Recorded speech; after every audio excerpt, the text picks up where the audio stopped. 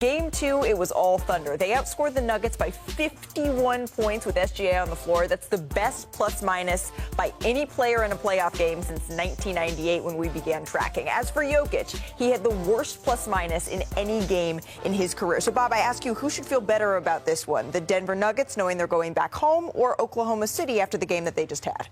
Denver. Denver's job was to get one game.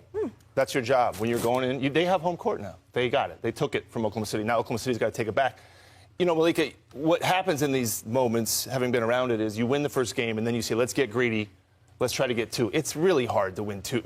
Ironically, we've seen that this year more than many other years. Yeah. But then it's human nature is to have a little complacency. That game got away from Denver pretty fast. But they're champs. I put a high value on players that have won a championship, and Denver's got a lot of them, core players. They got one, they're going home. This is going to be an awesome game tonight. I think it's going to be a great game, Denver, and trying to get these game threes, they're always these big swing games. They dictate the series, and we're getting one tonight. Should be fun. Well, Coach Diagonal, he must have challenged Chet Holmgren and Isaiah Hartenstein because it was night and day from game 1 and game 2. Game 1, we saw Jokic and Aaron Gordon dominate. They had 64 of the 121 points. But this game 1, I want you to see this. No resistance whatsoever from Chet Holmgren, right? Not being the instigator, he's been the retaliator. He's taking the contact. Now watch this. Watch Isaiah Hartenstein. Look at his pickup point. Look at the physicality. Look at the active hands, right? The deflections on Jokic. He had the worst game of his postseason in game 2, and it was solely because how physical they were with him. They met him early. And like the coach said, they got pumped. They really did. Yeah. Jokic and Aaron Gordon combined for 9 for 28 from the field. Jokic had so many turnovers. He fouled out. We saw him get frustrated. And shout out to Diagonal, too, for those Jalen Williams minutes off the bench. They were huge minutes off the bench in game 2. Yeah, Chet got way less run on Jokic in game 2. And then Jalen Williams comes in, not J-Dub, but J-Will comes in and gets that assignment here, making all the difference in the world. 13 turnovers is so uncharacteristic for Jokic. It is uncharacteristic, but Oklahoma City was like a bunch of piranhas the other night. They were all over them, you know. And that's why I walk in. Normally, Bob, I would totally agree with you with the scenario that you laid out, particularly considering Denver's championship pedigree. But the manner, it's not about the points. It's how they did it. They defended them. They got up in them. And they mimicked, to some degree, what the Clippers with Zubac was doing against Jokic in the opening round series. And so because of that, you saw Jokic, a minus 36, worst of his career. Right. In 3 quarters, fouled out, 3rd quarter. That's not going to happen again. But if you're finding a way to somewhat neutralize Jokic, because who had 42 and 22 in game 1, that puts more pressure on a Porter, on a Gordon, to step up and produce. And that's what you want if you're Oklahoma City, particularly going into this game, because you know you ain't trying to go down to OKC. And I think that puts the pressure on them. I like the situation OKC is in right now. I just don't, look, I'm happy to be wrong. I just don't think you can do that again. I just don't think, he's not going to have a game like that. Like that. I just, But they might not be a great game let either. me say this. The Nuggets have no answer for SGA.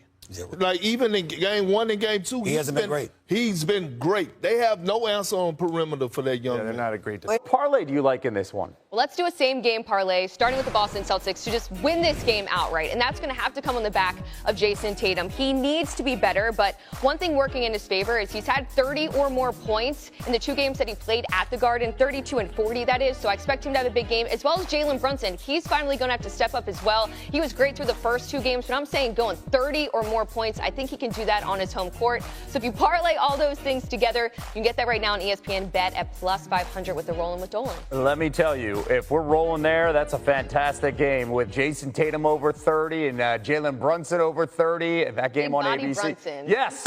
Sign us up. Celtics Knicks tomorrow afternoon, 3:30 Eastern on ABC. Aaron, thank you.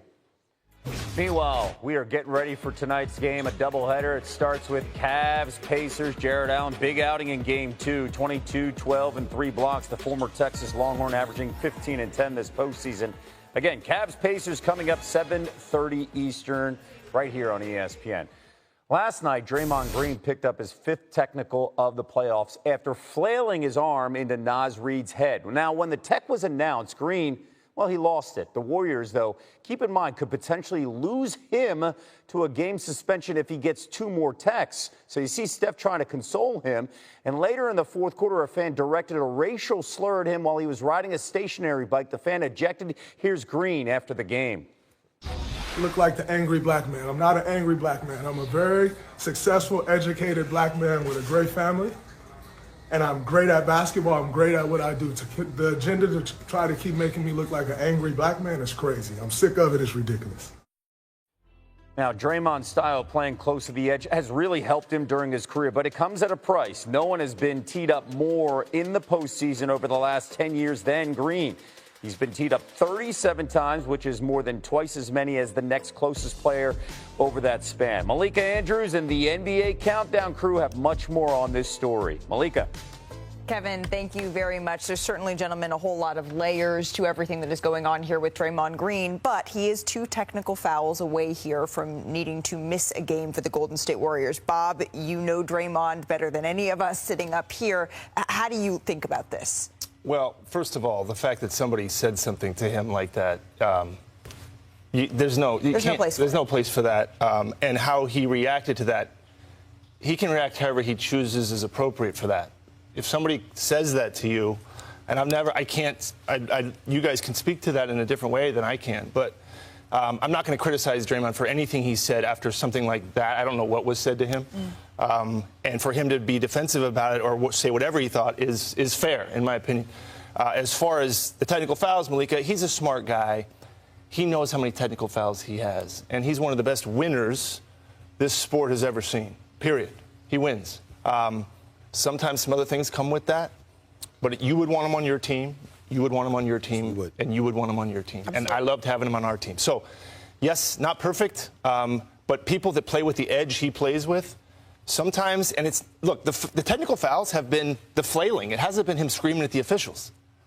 Maybe that's basically an automatic technical. Right. If you hit somebody above the shoulder. Sometimes you hear technicals, you think he's saying something to the officials. He's a winner. He's also emotional. And what he done on the floor was unacceptable at that point in time. You're the leader of this team. You're the vocal leader of this team. You're playing without your best player, Steph Curry. You have an opportunity to rally your troops to go up 2-0 on the road. And it takes not one teammate, 2 teammates. It takes Steve Kerr and Jerry Stackhouse to calm you down. And one could argue if there was anybody else, they would have got a double technical and would have been kicked out the game because he didn't stop going towards the officials. I'm not talking about the instance. I know, but maybe that caused the emotion. No. I'm talking about this was after the fact. This was before the fact. This happened during the time of the blow to Nas Reed.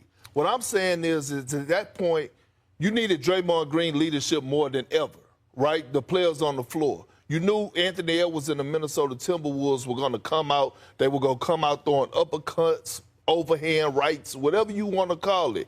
That part of Draymond Green, that part, especially after what he went through in Game 6 with the Rockets, apologized to the team before Game 7, you got to come out better than that in Game 2. There's 2 responses. Has to be quick. Number 1, the person who spewed that racial epithet towards him is a no.